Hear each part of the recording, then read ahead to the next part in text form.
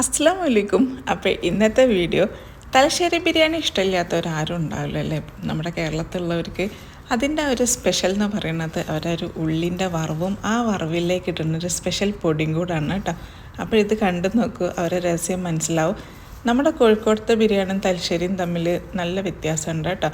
നമ്മളിത് കുഴച്ച് വെക്കുന്ന ഇവർക്ക് ഇങ്ങനത്തെ ഈ ഒരു ഉള്ളിയും അതിൻ്റെ ഒരു സ്പെഷ്യൽ പൊടിയും കൂടെ ചേർത്ത് തയ്യാറാക്കുന്നതാണ്. അപ്പോൾ നമുക്ക് നേരെ വീട്ടിലോട്ടേക്ക് കിടക്കാം. ഈ ഒരു ഉള്ളി തയ്യാറാക്കി വെക്കുകയാണെങ്കിൽ ഇത് ചീത്താവാതെ കുറേ കാലം സൂക്ഷിച്ചെടുത്ത് വെക്കാവുന്നതുമാണ് കേട്ടോ. അപ്പോൾ ഈ നോമ്പൊക്കെയല്ലേ വരുന്നത്, ഉപകാരപ്പെടും. അപ്പോൾ ഇഷ്ടപ്പെടുകയാണെങ്കിൽ ഫാമിലിക്ക് ഫ്രണ്ട്സുകൾക്ക് ഷെയർ ചെയ്തെടുക്കാനൊന്നും മറക്കല്ലേ.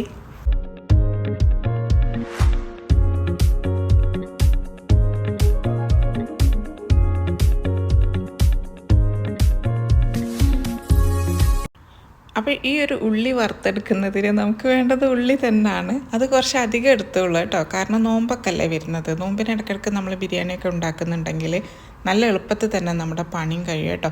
അപ്പോൾ ഞാനിപ്പോൾ ഇവിടെ ഏകദേശം 1 കിലോളം എടുത്തിട്ടുണ്ട്. നിങ്ങളുടെ ഓരോരുത്തരുടെ ഇഷ്ടത്തിനനുസരിച്ചിട്ട് എടുക്കാം. അപ്പോൾ ആദ്യം ഒന്ന് കത്തിക്കൊന്ന് മൂർച്ച കൂട്ടട്ടെ. കത്തിക്ക് മൂർച്ച ഉണ്ടെങ്കിൽ അത് നല്ല നൈസായിട്ട് നമുക്ക് അരിയാൻ പറ്റുള്ളൂ. അല്ലെങ്കിൽ ചോപ്പർ ഉണ്ടെങ്കിൽ അങ്ങനെ ചെയ്താലും മതി കേട്ടോ. ഞാനിവിടെ കത്തി വെച്ചിട്ടാണ് ഇങ്ങനെ കട്ട് ചെയ്തെടുക്കുന്നത്. അത് കണ്ടില്ലേ, ഒരു സൈഡിൽ നിന്നാണ് ഇങ്ങനെ അരിഞ്ഞെടുക്കുന്നത്. അപ്പോൾ ഈ ഒരു സൈഡിൽ നിന്ന് തന്നെ ഇങ്ങനെ അരിഞ്ഞെടുക്കുന്ന സമയത്ത് ആ ഒരു നല്ലൊരു ഷേപ്പായിട്ട് തന്നെ നമുക്ക് കിട്ടുകയും ചെയ്യും. നീളത്തിലായിട്ടാണല്ലോ നമുക്കിത് വേണ്ടത്, നൈസായിട്ട് തന്നെ കിട്ടുകയും ചെയ്യും കേട്ടോ. അപ്പോൾ ഓരോരുത്തരുടെ ഇഷ്ടത്തിനനുസരിച്ച് അരിഞ്ഞോളൂ, എന്തായാലും കുഴപ്പമില്ല. ഇതുപോലെ ഫോളോ ചെയ്യുകയാണെങ്കിൽ ഏറ്റവും നന്നാവും. അപ്പോൾ ഞാനെല്ലാം ഒന്ന് അരിഞ്ഞെടുക്കട്ടെ കേട്ടോ. അപ്പോൾ ഒന്നുകൂടെ സ്ക്രീനിലോട്ടേ നോക്കിക്കോളൂ. ഞാനിവിടെ താണ്ട 4 വിരൽ ഇങ്ങനെ വെച്ചിട്ട് ഈ ഒരു രീതിക്കാണ് ഇങ്ങനെ കട്ട് ചെയ്തെടുക്കുന്നത്, ഒരു മുണ്ട ഷേപ്പിൽ. നല്ല എളുപ്പത്തിൽ തന്നെ നമുക്ക് കത്തിക്ക് നല്ല മൂർച്ചുണ്ടെങ്കിൽ നല്ല നൈസായിട്ട് തന്നെ കിട്ടുകയും ചെയ്യും കേട്ടോ. അപ്പോൾ ഇത് മുഴുവനായിട്ട് അരിഞ്ഞെടുത്തതിന് ശേഷം നമുക്ക് ചൂടായി കിടക്കുന്ന ഓയിലിലോ വെളിച്ചെണ്ണയിലോ എന്ത് വേണമെങ്കിലും പൊരിച്ചെടുക്കാം. ഇതാണ് ശരിക്കും തലശ്ശേരിക്കാരെ ബിരിയാണീൻ്റെ ഒരു സ്റ്റൈല്.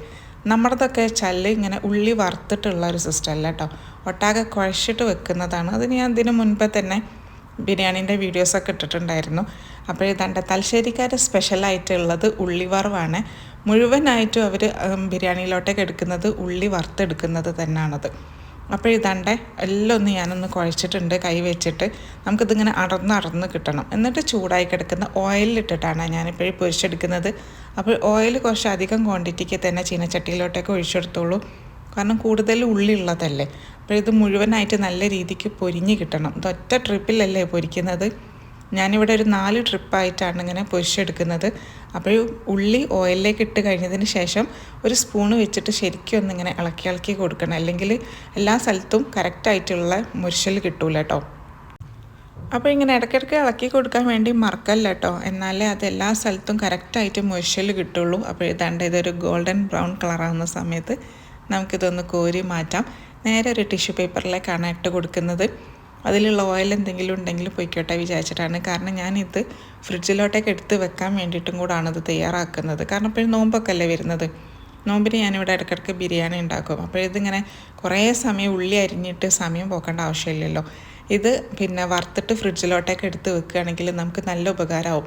പിന്നെ ബാക്കിയുള്ള ചെറിയ പണിയല്ലേ ഉണ്ടാവുള്ളൂ. അതും കൂടെ ചെയ്തിട്ട് ഈ ഒരു ഉള്ളിയും കൂടെ ഇട്ടാൽ പെട്ടെന്ന് തന്നെ നമ്മുടെ ബിരിയാണി പണി കഴിയും.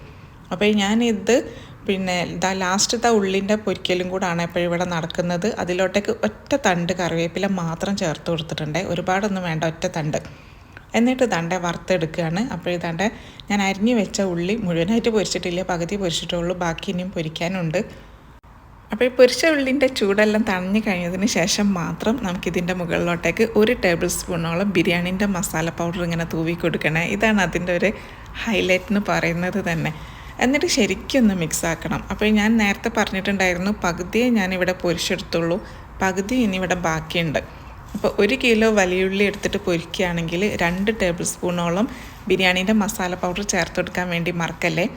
എന്നിട്ട് ശരിക്കും ഒന്ന് മിക്സ് ആക്കി കഴിഞ്ഞതിന് ശേഷം ഏതെങ്കിലും ഒരു കണ്ടെയ്നർ ബോക്സിലാക്കിയിട്ട് നമുക്കിത് ഫ്രിഡ്ജിലോട്ടൊക്കെ എടുത്ത് വെക്കാം. ഇത് 1 മാസം 2 മാസം എത്ര വേണമെങ്കിലും ഇരിക്കും കേട്ടോ. അപ്പോൾ നോമ്പിന് മുൻപേ തന്നെ ഇങ്ങനത്തെ പണി തീർത്ത് വെച്ചോളൂ. അപ്പോൾ ഇടയ്ക്ക് ഒരു ബിരിയാണി കഴിക്കണം എന്ന് ആഗ്രഹം ഉണ്ടെങ്കിൽ എളുപ്പത്തിൽ നമുക്ക് പണി കഴിയും. അപ്പം ബിരിയാണീൻ്റെ ഈ ഒരു തലശ്ശേരി ബിരിയാണീൻ്റെ റെസിപ്പി വേണമെങ്കിലോ അല്ലെങ്കിൽ ഇത് എടുത്ത് വെക്കുന്ന ആ ഒരു സിസ്റ്റമൊക്കെ ഉണ്ട്. 1 മാസം വരെ ചീത്താവാതെ ബിരിയാണീൻ്റെ മിക്സിങ് അങ്ങനെയാണ് എടുത്ത് വെക്കുക. അതിൻ്റെ വീഡിയോസ് ആർക്കെങ്കിലും വേണമെങ്കിൽ പിന്നെ കമൻറ്റ് ബോക്സിലൂടെ അറിയിക്കുക, ഞാനത് നിങ്ങളായിട്ട് ഷെയർ ചെയ്യുന്നതായിരിക്കും കേട്ടോ. അപ്പോൾ എൻ്റെ വീഡിയോ ഇഷ്ടപ്പെട്ടല്ലോ, ഇഷ്ടപ്പെട്ട ഫാമിലിക്ക് ഷെയർ ചെയ്ത് കൊടുക്കാൻ മറക്കരുത്. ബൈ ബൈ, അസ്സലാമു അലൈക്കും.